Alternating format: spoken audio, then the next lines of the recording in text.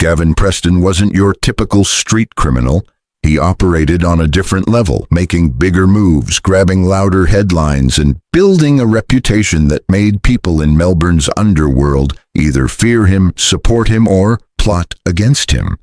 If you've followed the news, you've probably seen his name connected to gangland shootings, time behind bars, and a host of whispered rumors about his affiliations and enemies. But beneath all the chaos and violence was a strange contradiction, a man who once apparently dreamed of a normal life. This is not just a story about another criminal. It's a story about power, betrayal, revenge, and the thin line between being feared and being hunted. Gavin Preston's name didn't make the headlines overnight. It took years of navigating Melbourne's criminal underworld to get there, and it came at a cost. There isn't much public information about Preston's early life, and that fits the profile of someone who operated quietly, at least in the beginning.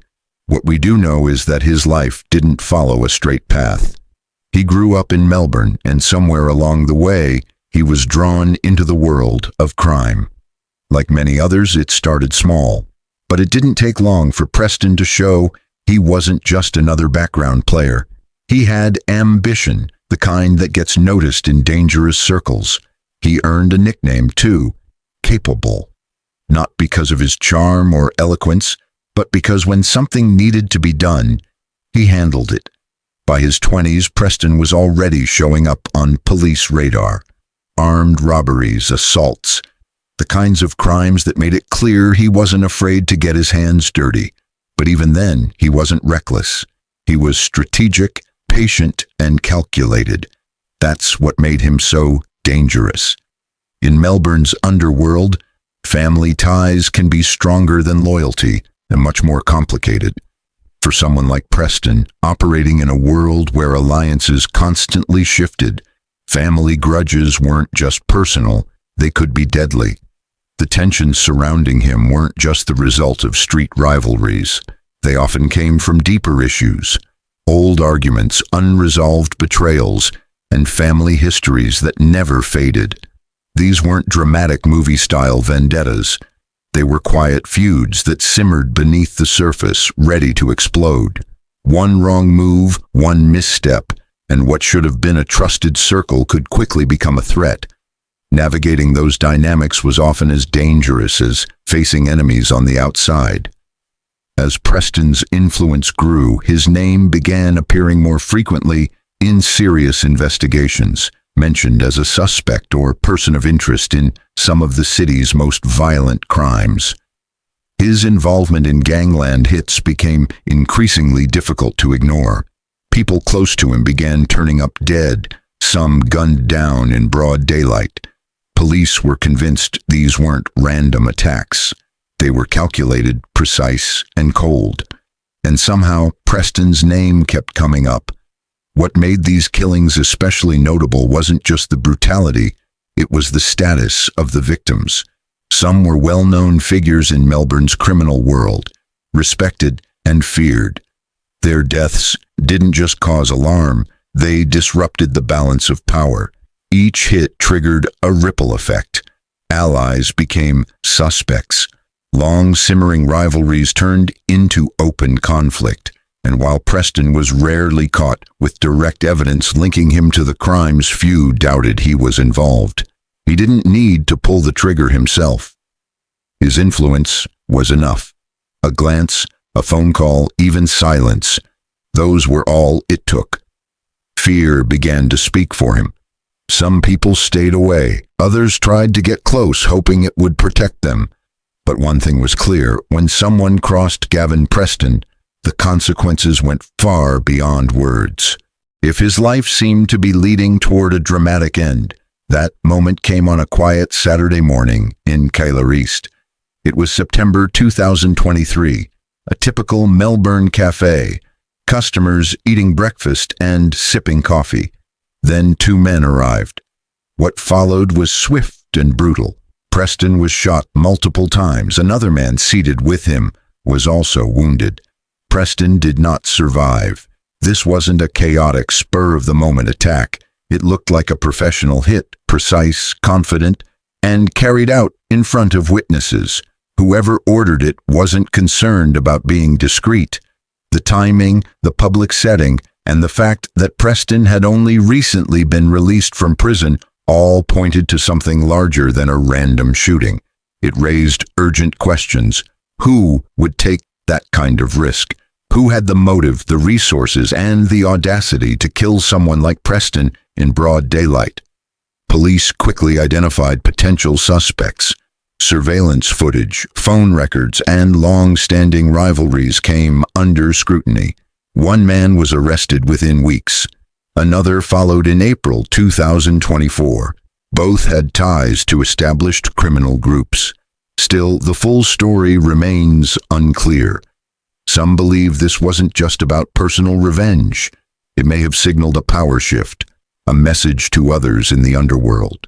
For years, Gavin Preston acted as though he were untouchable. That morning proved he wasn't.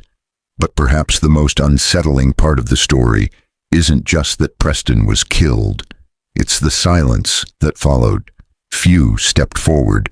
No one rushed to claim his territory or legacy. And that silence said everything. Before bullets ended Gavin Preston's life, handcuffs nearly did. His criminal record was extensive: armed robbery, violent assault, illegal firearms, and suspected ties to multiple homicides. This wasn't someone who made a few mistakes. He was deeply entrenched in organized crime. He spent years in and out of prison, and every time he came back to the streets, it was as if he had never left. Gavin Preston wasn't just known to police. He was under constant surveillance. Task forces, wiretaps, undercover units, virtually every law enforcement agency dealing with organized crime in Victoria had eyes on him. Yet, time and time again, he managed to avoid long-term convictions for the most serious offenses. There was always just enough uncertainty or just enough fear among witnesses to keep the most damning charges from sticking. But not everything slipped through the cracks. In 2012, Preston was sentenced to 10 years in prison for armed robbery, drug offenses, and other serious crimes. It was the longest stretch he ever served. While behind bars, his reputation only grew. He maintained old connections, built new ones, and never truly stepped away from the criminal world. When he was released in 2022, some expected he might try to disappear or start over. But that was never his nature. If anything, his return seemed to accelerate things.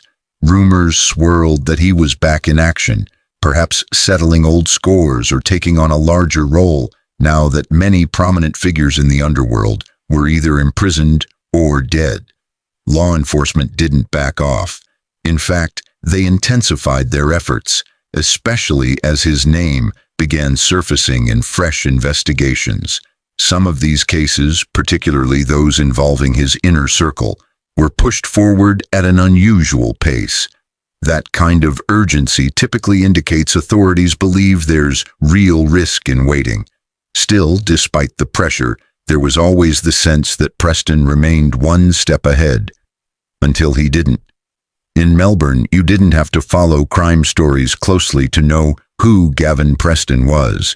His name was featured in headlines, news reports, and late-night commentary, often alongside words like feared, notorious, or dangerous.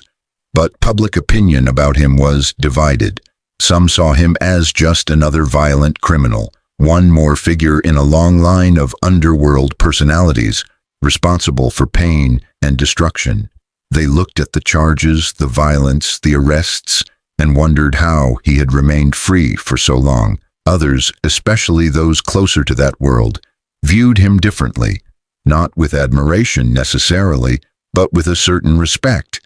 He was seen as someone who maintained control, who stepped in to settle disputes when things escalated, and who didn't hesitate to act when boundaries were crossed. People feared him, but they also depended on him.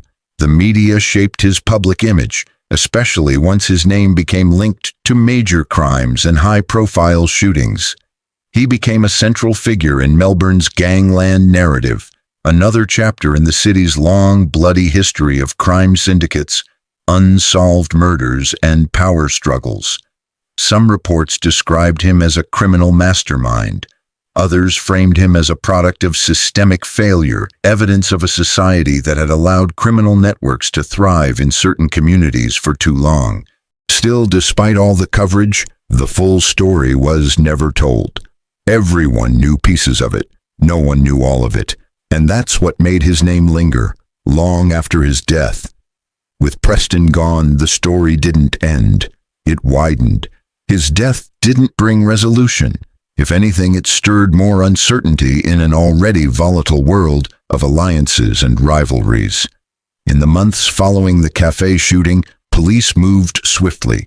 They weren't just trying to solve the case, they were trying to prevent what might come next.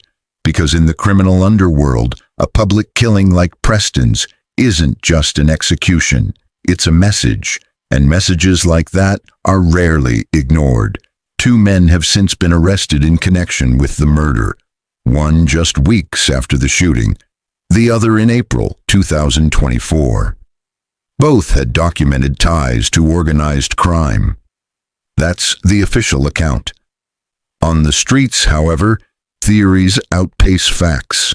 Some believe the killing was retaliation for a betrayal. Others say Preston had grown too close to old enemies or was making bold moves that made powerful people uncomfortable. Maybe it was both. Now, with Preston gone, there's a vacuum. And in Melbourne's underworld, power vacuums don't last long.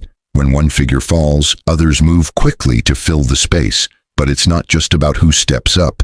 It's about how far they're willing to go to secure and maintain control. There's also unfinished business. Preston had allies, enemies, people who feared him, and others who may have owed him. That network doesn't vanish with his death. The tensions remain. And while media attention may be shifting, those still tied to Preston's world haven't forgotten.